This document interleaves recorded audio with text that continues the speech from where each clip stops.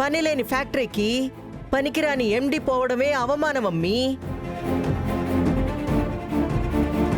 ఇంక నువ్వు పిఏగా పోయి ఏం చేస్తావు?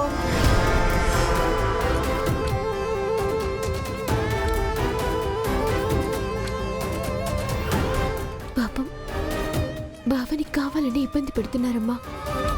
బాగుంటేనే ఇబ్బంది పెట్టేవాళ్ళు బాధలో ఉంటే వదులుతారా?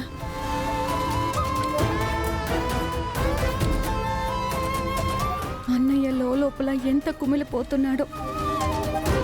నువ్వు బాధపడకు విద్య. మీ అన్నయ్య అందరిలా బాధలకు కుమిలిపోయేవాడు కాదు. ఆ బాధల్ని ఫేస్ చేసి కొలిమిలో నిప్పు కణంలా చీకటిని చీల్చేసే రకం. గమనున్నాడని వీళ్ళు రెచ్చిపోతే గట్టిగా ఏదో ఒకటి చేసే తీరుతాడు. వెయిట్ చెయ్యి. మమ్మీ, పియ్యేకే ఏం పని లేనప్పుడు ఎండి వెళ్ళి ఏం చేద్దామని?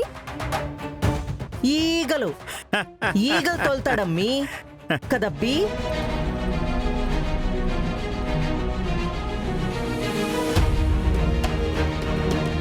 చెప్పిందంత అర్థమైందిగా. అదిగో ఆ మెషిన్స్ అన్ని సరిగ్గా చూసుకోండి. వెళ్ళండి. అన్నా నువ్వు కూడా. బాబాయ్ మీరు వెళ్ళి అక్కడ చూడండి.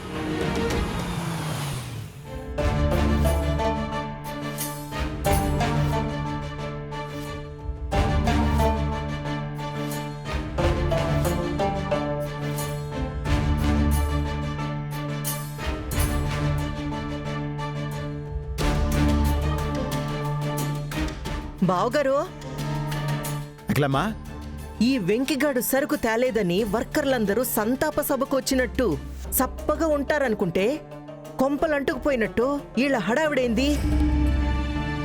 అదే అర్థం కావట్లేదు అఖిలమ్మా. ఏమోమయ్యో, ఆ వెంకీగాడికి మన కొంపంటించి ఐడియా ఏదైనా వచ్చుండొచ్చు. అలాగే దాన్ని తీసుకొచ్చే దారి ఏదైనా దొరుకుండొచ్చు. చూడు, ధాన్యం వచ్చే టైం అయింది. మెషిన్స్ అన్ని చెక్ చేశాను. అంతా చెక్ చేశాను బాబు, అంతా పర్ఫెక్ట్ గా ఉంది. అత్తయ్య విన్నావా? ధాన్యం వచ్చే టైం అయిందట. ధాన్యం అంటే ఎవడో ఎకరం పోరంగడ దొరుకుండొచ్చు. మిషన్లు పాడైపోకుండా ఆడించడానికి ఏదో చేస్తున్నాడు అంతే. అంతే అయి ఉంటుందా బావగారు? అంతేకాక ట్రాక్టర్లు ధాన్యం రావడానికి దారెక్కడుంది అఖిలమ్మా? అన్ని దారులు బ్లాక్ చేసేసాంగా. ధాన్యానికి ఉన్న గోడౌన్ సరిపోరాజు. ఫ్యాక్టరీ వెనకాల ఖాళీ స్థలంలో టెంపరీగా టెంట్లు వేయించు. అలాగే బాబు. అత్తయ్య, మావయ్య చెప్పినట్టు ఎప్పుడో ఎకరం పొలంగాడు కాదు, ధాన్యం కొన్న గోడౌన్లు సరిపోవట. అంత సరుకు యాడ్నుంచి వస్తాది, ఎక్కడుండాది? ఏం బావగారు? అంతే అంతే అమ్మా.